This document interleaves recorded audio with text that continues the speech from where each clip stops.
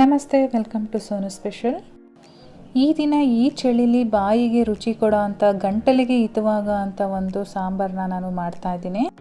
ಅದೇನಪ್ಪ ಅಂದರೆ ಮೆಣಸಿನ ರಸ. ನಿಮಗೆ ಚಳಿನಲ್ಲಿ ಹಾಗೆ ಕುಡಿಯೋದಕ್ಕೂ ಕೂಡ ಚೆನ್ನಾಗಿರುತ್ತೆ, ಅಥವಾ ಬಿಸಿ ಬಿಸಿ ಅನ್ನಕ್ಕೆ ಹಾಕ್ಕೊಂಡು ತಿಂತೀನಿ ಅಂದರೆ ಇನ್ನೂ ಚೆನ್ನಾಗಿರುತ್ತೆ.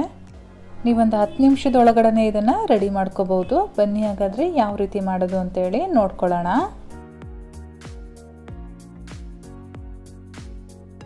ಸ್ಟವ್ ಮೇಲೆ ಒಂದು ಪಾತ್ರೆ ಇಟ್ಕೊಂಡಿದ್ದೀನಿ. ಇದಕ್ಕೆ ಒಂದು 2 ಟೀ ಸ್ಪೂನಷ್ಟು ಎಣ್ಣೆ ಹಾಕ್ತಾ ಇದ್ದೀನಿ.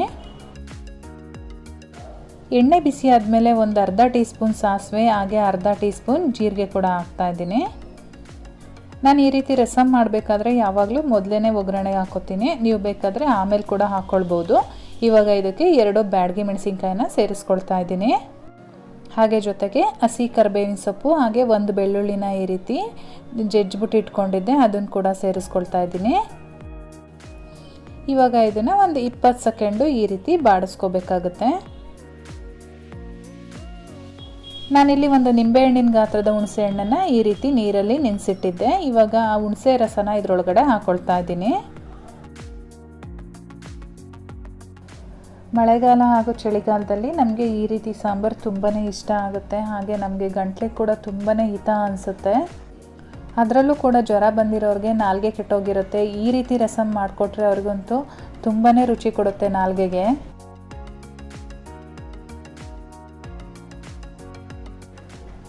ಇವಾಗ ಇದಕ್ಕೆ ರುಚಿಗೆ ತಕ್ಕಷ್ಟು ಉಪ್ಪು, ಹಾಗೆ ಒಂದು 1/4 ಟೀ ಸ್ಪೂನಷ್ಟು ಅರಿಶಿನ ಪುಡಿ ಸೇರಿಸ್ಕೊಳ್ತಾ ಇದ್ದೀನಿ. ಇವಾಗ ನಾವು ಒಂದು 2 ರಿಂದ 3 ನಿಮಿಷಗಳ ಕಾಲ ಚೆನ್ನಾಗಿ ಕುದಿಸ್ಕೋಬೇಕು.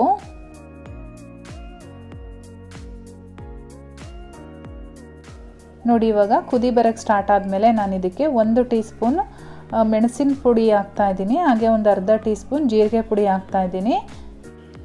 ನಾನು ಮನೆಯಲ್ಲಿ ಮೆಣಸು ಮತ್ತು ಜೀರಿಗೆ ಪೌಡರ್ನ ರೆಡಿ ಇಟ್ಕೊಂಡಿದ್ದೀನಿ, ನಾನೇ ಮಾಡಿ ಮನೆಯಲ್ಲಿ. ನಿಮ್ಮ ಹತ್ರ ಪೌಡರ್ ರೆಡಿ ಇಲ್ಲ ಅಂತ ಅಂದರೆ ನೀವು ಮೆಣಸು ಮತ್ತು ಜೀರಿಗೆನ ಸ್ವಲ್ಪ ರೋಸ್ಟ್ ಮಾಡಿಕೊಂಡು ಪೌಡರ್ ಮಾಡಿಕೊಂಡು ಇದರೊಳಗಡೆ ಹಾಕ್ಕೊಳ್ಬೋದು. ಇವಾಗ ನಾನು ಮತ್ತೆ 1 ಕಪ್ಪು ನೀರನ್ನು ಸೇರಿಸ್ಕೊಂಡಿದ್ದೀನಿ. ನಿಮಗೆ ಎಷ್ಟು ತೆಳುವಾಗಬೇಕು ನೋಡ್ಕೊಂಡು ನೀರನ್ನು ಹಾಕ್ಕೊಳ್ಳಿ. ಇವಾಗ ನಾವು ಮತ್ತೆ ಒಂದು 4 ರಿಂದ 5 ನಿಮಿಷಗಳ ಕಾಲ ಚೆನ್ನಾಗಿ ಕುದಿಸ್ಕೊಳ್ಬೇಕು. ಒಂದು 5 ನಿಮಿಷ ಆದಮೇಲೆ ನಾನಿಲ್ಲಿ ಕೊತ್ತಂಬರಿ ಸೊಪ್ಪನ್ನು ಹಾಕ್ತಾ ಇದ್ದೀನಿ. ಲಾಸ್ಟಲ್ಲಿ ಹಾಕ್ಕೊಳ್ಳಿ, ಈ ರೀತಿಯಾಗಿ ಚೆನ್ನಾಗಿರುತ್ತೆ. ಫ್ರೆಂಡ್ಸ್, ರಸಮ್ ರೆಡಿಯಾಗಿದೆ. ತುಂಬಾ ಚೆನ್ನಾಗಿರುತ್ತೆ. ಖಂಡಿತವಾಗ್ಲೂ ನೀವು ಒಂದ್ಸಲ ಟ್ರೈ ಮಾಡಿ. ಇವಾಗ ನಾನು ಇದನ್ನು ಒಂದು ಬೌಲ್ಗೆ ಸರ್ವ್ ಮಾಡ್ಕೊಳ್ತೀನಿ. ಇವತ್ತು ಮಾಡಿರೋ ಈ ರಸಮ್ ರೆಸಿಪಿ ನಿಮಗೆಲ್ಲ ಇಷ್ಟ ಆಗಿದ್ರೆ ದಯವಿಟ್ಟು ಲೈಕ್ ಮಾಡಿ, ಶೇರ್ ಮಾಡಿ, ಹಾಗೆ ಕಮೆಂಟ್ಸ್ ಮಾಡಿ. ಇನ್ನೂ ನನ್ನ ಚಾನಲ್ನ ಸಬ್ಸ್ಕ್ರೈಬ್ ಮಾಡ್ಕೊಂಡಿಲ್ಲ ಅಂದರೆ ಈ ಕೂಡಲೇ ಸಬ್ಸ್ಕ್ರೈಬ್ ಮಾಡ್ಕೊಳ್ಳಿ. ಹಾಗೆ ಪಕ್ಕದಲ್ಲೇ ಕಾಣಿಸೋ ಬೆಲ್ಲೈಕನ್ ಮೇಲೆ ಕೂಡ ಕ್ಲಿಕ್ ಮಾಡ್ಕೊಳ್ಳಿ. ನಾನು ಮತ್ತೆ ನಿಮಗೆ ಇನ್ನೊಂದು ಈಸಿ ರೆಸಿಪಿಯೊಂದಿಗೆ ಸಿಗ್ತೀನಿ. ಅಲ್ಲಿವರೆಗೂ bye bye, take care, thank you for watching.